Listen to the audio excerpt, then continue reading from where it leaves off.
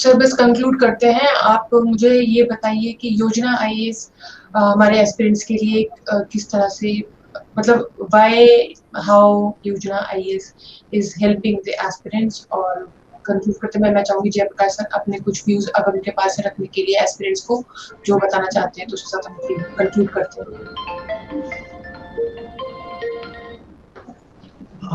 ये कोचिंग का सबसे बड़ा रोल है कि जो इनएक्टिव, जैसे मैं एक योजना आईएएस की सबसे बड़ी विशेषता है कि जो चीज आपको नहीं दिख रहा है, आपने पढ़ा है फिर भी आपको वो नहीं दिख रहा है, तो उसको दिखाना।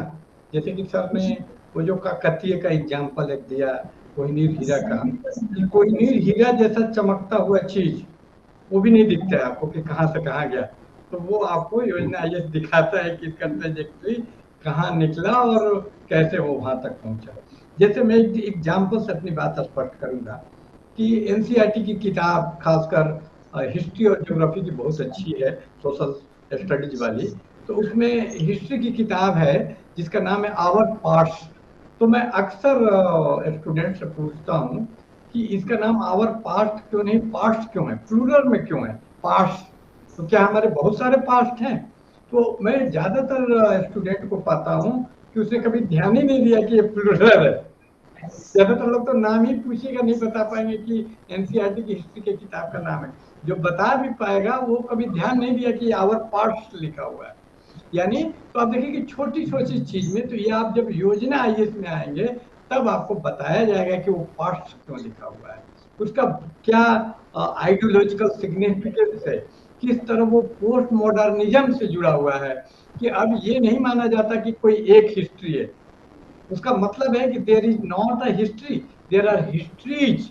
यानी एक जो यूरोपियन आदमी का हिस्ट्री का दृष्टिकोण है वही इंडियन हिस्ट्री का नहीं है। इंडियन का हिस्ट्री अलग है, एक वुमेन का हिस्ट्री अलग है। एक मिडिल एज गोल्डन एज हो सकता है, गुप्ता पीरियड गोल्डन एज हो सकता है कि मेल के लिए, लेकिन फीमेल के लिए वो गोल्डन एज नहीं होगा, उसकी हिस्ट्री अलग है, ट्रेजेक्टरी अलग है। तो ये इतना एक डीप जो कंसेप्ट है एक छोटे से शब्द पास्ट में छिपी हुई है, तो इसकी जानकारी योजना आईएएस में, इसका नाम ही योजना है, ये प्लान्ड वे में, योजना मतलब प्लान होता है, ये प्लान्ड वे में। मैं आपको बता दूं कि यूपीएससी करने के लिए जो जरूरी पत्रिकाएं समझी जाती है उसमें एक योजना भी है, तो योजना का इंपोर्टेंस आप समझ सकते हैं। तो ये आपको प्लान्ड वे में सारी चीजें बताता है, कंसेप्चुअल डेप्थ आपको देता है। तो कंसेप्चुअल डेप्थ क्या करता है, कुछ लोग बोलते हैं कि नहीं यूपीएससी में तो रट लो 1 साल के लिए, लेकिन वो अगर आप किसी चीज को समझ लेते हैं तो वो रटने में मदद करता है। रटना और समझना एक दूसरे का विरोधी नहीं है।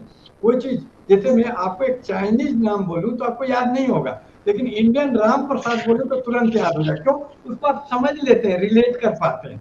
तो रिलेट करना, तो रिलेट करके पूरे टोटलिटी में किसी चीज की तैयारी करवाने का काम सबसे बड़ी योजना आईएएस की विशेषता है, कि आपको ये छोटी छोटी चीजों को बताता है और उसके आपस के रिलेशनशिप को बताता है। यानी ये इक्लेक्टिक नहीं है, डायलेक्टिक है, यानी चीजों के आपसी संबंध को। और ह्यूमन माइंड का भी स्ट्रक्चर ऐसा ही है कि वो चीजों को जोड़कर ही याद कर पाता है, कि एक चीज आप बताएंगे तो कई चीजें उसको याद आ जाएंगी, वो जोड़कर बताने का काम ये करता है। और ये आपको बहुत, यही नहीं, ये साइकोलॉजी का भी ध्यान रखता है योजना ये आपको चीजों को सिर्फ बताता नहीं है, दिलचस्प ढंग से बताता है। इसके जो टीचर हैं जितने भी, ये दिलचस्प ढंग से बताते हैं। दिलचस्प ढंग से बताना इसलिए जरूरी है कि हम आपको अच्छा से अच्छा खाना दे दें, लेकिन अगर वो डाइजेस्ट नहीं हो तो वो बेकार है, वो खून नहीं बनेगा, उससे आपको फायदा नहीं होगा। तो कितने दूसरे कोचिंग वाले क्या करते हैं, उनका दृष्टिकोण है कि फालतू चीज हमको नहीं देना है, ठीक है, लेकिन योजना जो कोचिंग है वो फालतू चीज भी देता है। क्योंकि आप पढ़ेंगे जब बायोलॉजी, तो जो भोजन के एलिमेंट्स हैं, कार्बोहाइड्रेट, प्रोटीन, तो उसके साथ रफेज भी है कि फालतू चीज भी होनी चाहिए तभी वो पचेगा। तो ये कुछ स्टोरी के रूप में, जैसे कुलभूषण सर ये आपको दिलचस्प चीजें भी बनाता है ताकि वो पच सके, वो आप डाइजेस्ट कर सके बेहतर। इसका महत्व एक साइकोलॉजिस्ट, एक आम ट्रेडिशनल कोचिंग वाला नहीं समझ पाएगा। वो तो क्या करता है, सिलेबस से बाहर नहीं जाना है, नहीं, ये सिलेबस से बाहर जाके इसलिए समझाता है कि पचने के लिए रफेज भी जरूरी होता है। जो लोग बायोलॉजी पढ़े इस चीज को जानते हैं।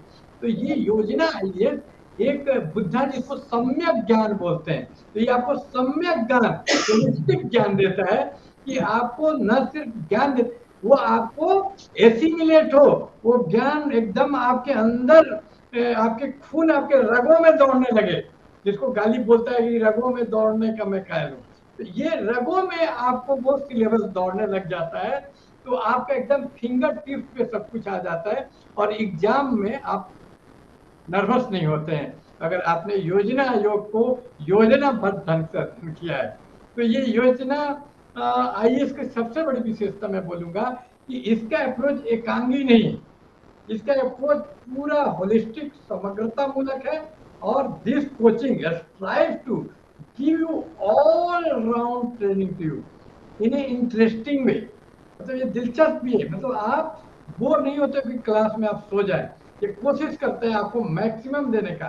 तो मैक्सिमम देने में सिर्फ, यानी ये बाकी कोचिंग में सिर्फ टीचिंग के आर्ट को ध्यान में रखा जाता है, जिसको पेडागोजी बोलते हैं, साइंस ऑफ टीचिंग। लेकिन योजना आईएएस में साइंस ऑफ लर्निंग यानी मैथमेटिक्स का भी ध्यान, ये मैथमेटिक्स पे भी ध्यान देते हैं हम लोग स्टूडेंट्स के, कि लर्न तुम कैसे करोगे इजीली। एक बेस जिसका जीरो है उसका भी बेस योजना आईएएस बना देता है, क्योंकि लर्निंग प्रोसेस, लर्निंग भी एक आर्ट है।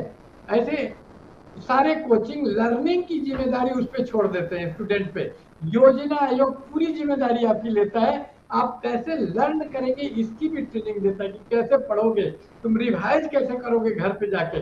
तो ये जो योजना आईएएस क्लासरूम से भी आगे स्टैंड है,